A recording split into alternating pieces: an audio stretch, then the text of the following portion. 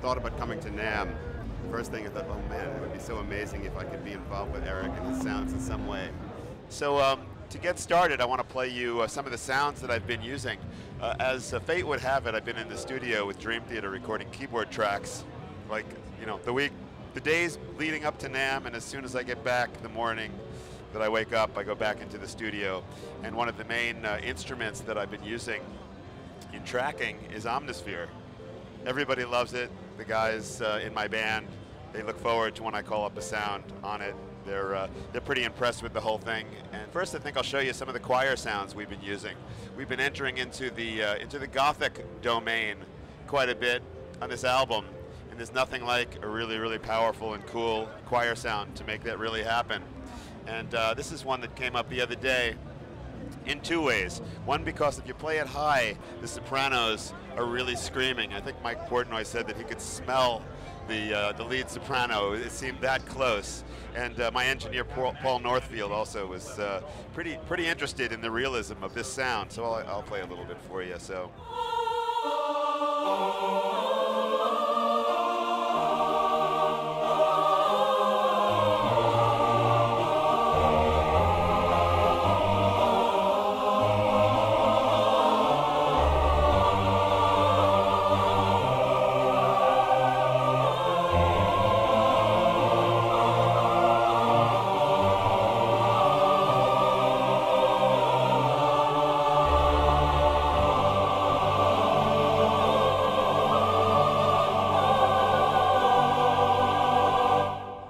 This patch. This is called Adagio Expressivo.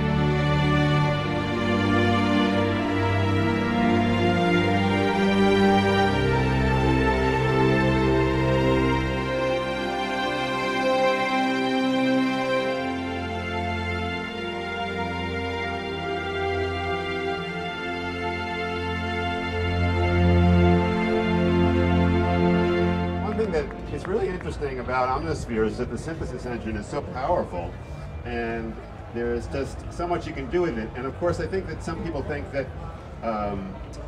it's something that's just for these, you know, spacey sounds or whatever. But I got inspired actually to look a little bit beyond that. And of course, you know, I work in a very heavy kind of metal prog outfit. So I thought, well, what can I do with Omnisphere just to, you know, rock it up a little bit? Anybody wants to do some air drumming, that would be appreciated.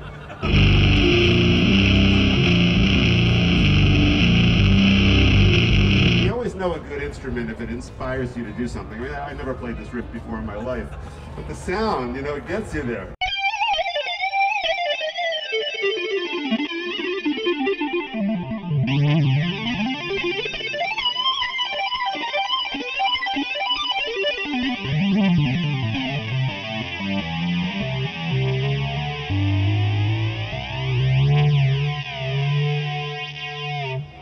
So for those of you who think that Omnisphere is all mellow, you'll definitely have to think again. There's a lot more going on.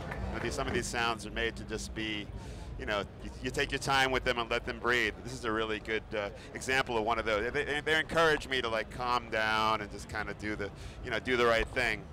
This is like a guitar type of guitar-based patch, and I really think it's beautiful.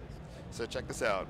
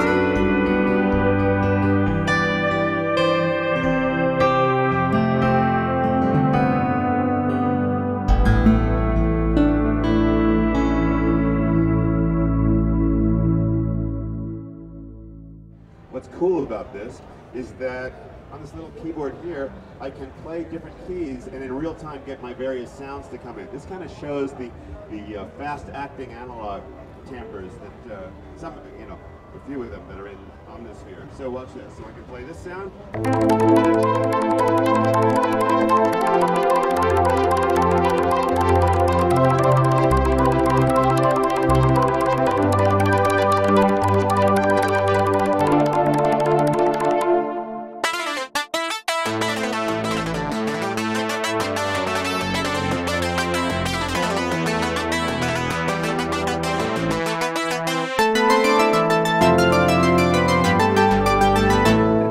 Have some fun and combine them in cool ways, like I can do this.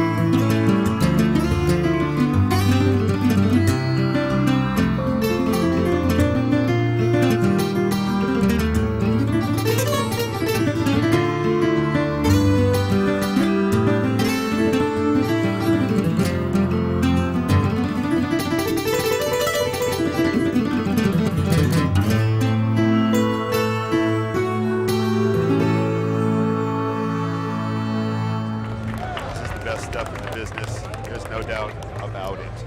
I've been such a fan of Spectrasonics.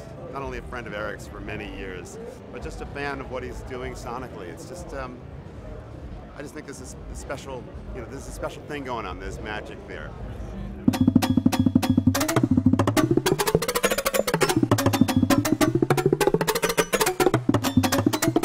I can have this sound.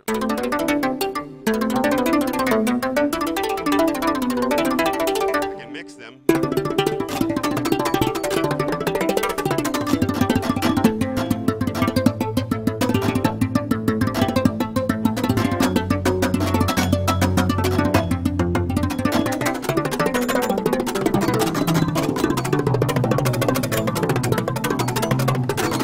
But that's not all. I also have this sound. Kind of a wild and crazy tone.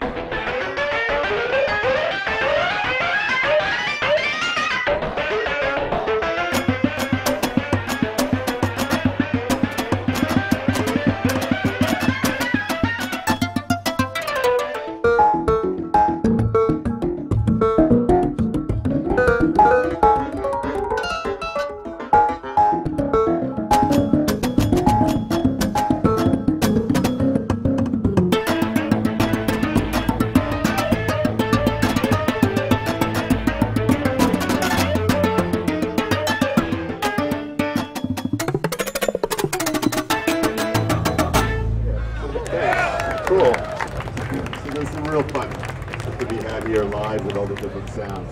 I want to thank you all for coming to Spectrasonics. This is an amazing instrument. You definitely want to take some time and check it out. Bye-bye.